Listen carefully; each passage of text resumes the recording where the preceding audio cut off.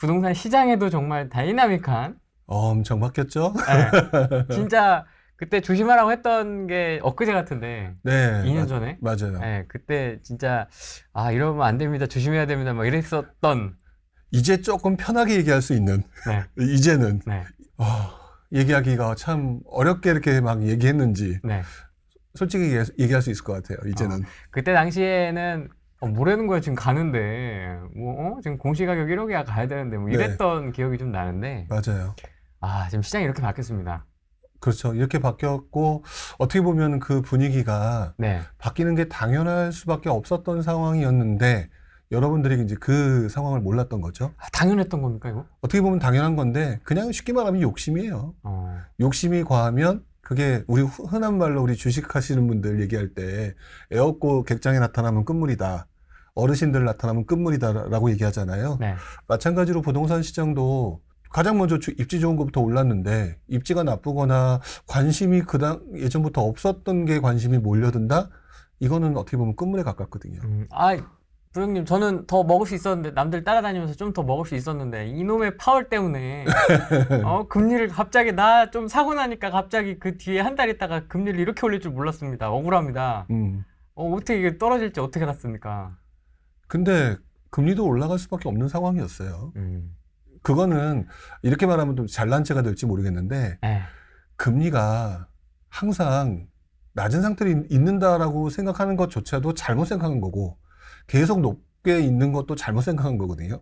근데 낮은 상태로 꽤 오래 갔잖아요. 더더구나 또 코로나라고 하는 변수가 있었기 때문에 더 낮은 금리로 갔었던 그런 부분이 있었기 때문에 제가 제 유튜브에서도 몇 번 언급을 했는데 그러니까 조심해라라고 얘기하면서 그때 기준으로 했을 때 최소한 한 3% 이상 3% 정도 올라갈 거는 고려해놓고 계산 넣고 투자해야 된다.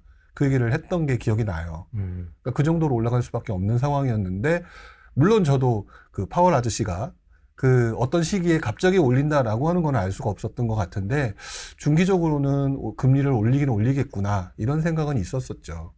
그리고 아마 그거는 경제에 조금 그 주식하면서 보셨던 분이거나 또 나름대로 공부하셨던 분들은 알고 계셨던 내용일 텐데, 우리가 좀 많이 간과했던 거죠. 추석 이후에 사실 네. 한 7월, 8월 달에는 조금 이게 거래가 좀 되나 이제 다시 좀 이게 이게 가는 거야 이제 다시 좀 네. 이랬던 분위기였다가 또 추석 끝나고 나니까 또 잠깐 또 이게 지금 뭐야 이거 또 싹 사라지고 매물 또 쌓이고 있고요. 전세가는 지금 오른다는 얘기도 있고 네. 매물이 좀 늘어난다는 얘기도 좀 있고 네. 좀 각양각색이긴 한데 지금 현재 시장 좀 어떻게 보고 계세요? 일단 시장 분위기를 얘기하기 전에 저는 이제 항상 얘기할 때는 그 투자를 하거나 뭐 할 때는 여러분들을 봐야 된다라고 보통 사람을 봐야 된다고 표현을 하거든요. 사람? 예, 사람을 봐야 된다고 표현하는데 네. 여러분들 스스로 한번 생각을 해보세요. 여러분들 지금 기분이 어떻고 느낌이 어떤지. 아마 대다수의 사람들이 불안해할 거예요. 불안해하거나 이게 혹시 진짜 뭐 떨어지는 거 아니야? 이런 생각하시는 분이 예전보다 엄청나게 늘었죠. 이 말은 바로 직전에 우리 굉장히 이제 가자 고 할 때만 하더라도 대다수의 것을 생각 안 하다가 한 번의 경험으로 인해서 이것들을 생각하는 사람이 많아졌다는 얘기거든요. 많아졌다는 얘기는 아직까지도 갈 거야라고 믿다가라도 혹시라도 뭔가 대외적이거나 국내적인 환경에 뭔가 좋지 않은 게 생겨난다면 즉시 또 부정적인 걸로 바뀔 가능성이 있어서 사실 상승으로 간다라고 말하기는 좀 어려울 것 같아요. 그러면 이 정도 수준의 어떤 약보합? 네, 약보합, 그러니까 조정이라고 해서도 너무 걱정하실 필요는 없는데, 어쨌든 보합적으로 생각하시는 게 조금 더 낫지 않을까라고 저는 생각이 들어요. 근데 또 연말에 대한 시장 전망은 또 극명하게, 요즘같이 또 극명하게 갈리는 것도 없는 것 같은데, 그렇죠. 연초에는 뭐 다 안 좋을 거라고 얘기했거든요. 매매고 뭐 전세고 뭐 다 한결같이 한 10에 9은 다 안 좋을 거라고 얘기를 했고 근데 지금은 거의 뭐 한 6대 4, 5대 5, 51대 49 약간 이런 느낌이거든요. 연말 막 역전세 대란에 뭐 이런 얘기도 좀 하시는 분들도 있고 아니야 바닥은 찍었어. 연초에 바닥은 찍었고 지금은 약간 숨고르게 하는 거고 공급 부족해. 정말 팽팽하게 갈리는 것 같습니다. 이 원인은 좀 뭐라고 보세요? 그러니까 이것도 또 사람이 가지고 있는 어떤 특성으로 보통 표현을 하는데 작년 연말 연초에 얘기했던 거는요. 직전 상황이 고스란히 자기 심리에 반영돼서 그래요. 그러니까 올 연말에 안 좋을 것이다라고 얘기한 거는 사람들은 항상 지금 현재의 모습이 앞으로 계속될 거라는 기준을 갖고 보통 표현을 하게 되는 경우가 많고 네. 그러다가 갑자기 올 상반기가 지나면서 분위기가 살아나니까 다시 올 하반기도 이제 좀 살아나면서 괜찮을 거야 라고 했다가 요즘에 이거 뭐야 아닌가? 또 현재 상황이 바뀌니까 이렇게 되는 거거든요. 네. 그래서 제가 볼 때 지금 올 연말 내년 초 분위기는 어떻겠습니까? 라고 얘기하는 모든 전망 질문에 조금 애매하긴 하지만 조정보합 얘기를 대부분 할 가능성이 높아요. 왜냐하면 지금 상황이 잘 나가다가 조금 삐끗하면서 요거 뭔가 아까 말씀하신 것처럼 매물도 늘고 이런 상황이 나타나니까 일단 간다라는 분위기에서 조금 다운을 해서 얘기를 하는 게 맞겠구나 이렇게 되는 것 같아요.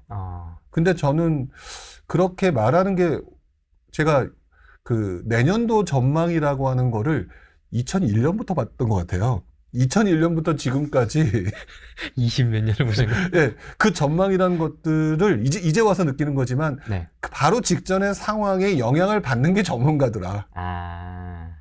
그렇기 때문에 지금도 그렇게 보고 있거든요. 근데 네. 지나고 난 다음에 요즘에 느끼는 감정은 네. 결국에는 그 장기적인 추세를 보게 되면은 그 아무래도 직전에 굉장히 뭐 상승장이 많았다. 오래됐다라고 하면은 약간 조정이거나 침체, 약간 이쪽으로 갈 가능성이 확률이 높고요. 침체나 조정이 굉장히 오래된 게 바로 직전이었다라고 한다면 이제 상승으로 갈 가능성이 높다가 거의 맞는 확률인 것 같아요. 그러면 지금은 좀 어떤 이 약보합의 시즌을 좀 오래 겪었다고 봐야 되나요? 아니요. 지금 제가 볼 땐 약보합이라고 하는 부분을 사실 많은 분들이 지금 내가 투자하려고 눈을 부릅뜨고 있으니까 굉장히 오랜 시간 지금 시장이 안 좋은 것처럼 느끼고 계시거든요. 그렇게 느끼고 계신데 이 정도를 가지고 굉장히 오랫동안 그렇다라고 얘기하는 건 투자 오래 하신 분이 할 소리가 아니라고 생각해요. 저는 오래 한 놈이 아니군요. 그러네요. 근데 어쨌든 그렇기 때문에 저는 지금 여러분이 겪었던 거는요. 흔히 말하는 조정장이거나 침체장을 겪은 게 아니라고 생각을 해요. 그렇습니까? 네. 이렇게 막. 그거는 제가 오히려 그 올 초에 그 작년 하반기부터 올 초에 유사 하락장이고 받는 가능성이 좀 높다는 표현을 좀 많이 썼던 것 같거든요. 네. 그게 왜 그러냐면 직전에 떨어지는 속도가요. 이거는 거의 지구가 멸망할 정도의 수준으로 떨어졌단 말이에요. 맞습니다. 깜짝 놀랄 정도로. 사실 그런 경우는 투자하면서 이런 경우가 많지 않아요. 떨어지게 되더라도 굉장히 천천히 힘이 빠지는 과정이 굉장히 급하게 움직이기보다는 굉장히 길게 장기적으로 천천히 떨어지면서 사람들의 심리도 조금씩 바뀌어가는 그런 식으로 나타났던 것 같거든요. 근데 지난번에 봤던 거는 어쩌다 한번 보는 그냥 충격이었어요. 그러니까 이걸 가지고 뭐 하락이 되게 길었다라든지 이렇게 말하기에는 좀 어려울 것 같고 산이 높았기 때문에 골이 깊었던 거기 때문에 이제부터는 정부의 역할과 그다음에 대외 환경 이런 것들에 의해서 조정이라고 하는 것이 짧게 끝날 것이냐 아니면은 좀 길게 갈 것이냐 부분이 조금 이제 더 지켜봐야 되는 상황일 것 같다라고 생각이 드는데 네. 아까 말씀 속에서 전세 가격 상승 얘기를 하셨잖아요. 네. 그것 때문에 이제 또 다시 뭐 어떻게 반등 또 이렇게 얘기하시는 분들도 있는 것 같은데 네. 그거는 제가 볼 때는 좀 심한 오버다. 오버다. 너무 같다. 너무 같다. 왜냐면 그렇다면 우리가 알고 있는 공식에만 근거해서 얘기한 거거든요. 첫 번째, 전세 가격이 오르면 집값이 오른다. 요것만 네. 공식이 머릿속에 들어와 있는 건데 구구단. 네, 구구단처럼 외워져 있는 건데 시장이 그렇게 간단하면 모든 사람이 부자가 됐을 거예요. 근데 그렇게 나타나지가 않았던 게 저 역시도 지금 말씀드렸던 이 내용을 가장 의문으로 갖고 있었어요.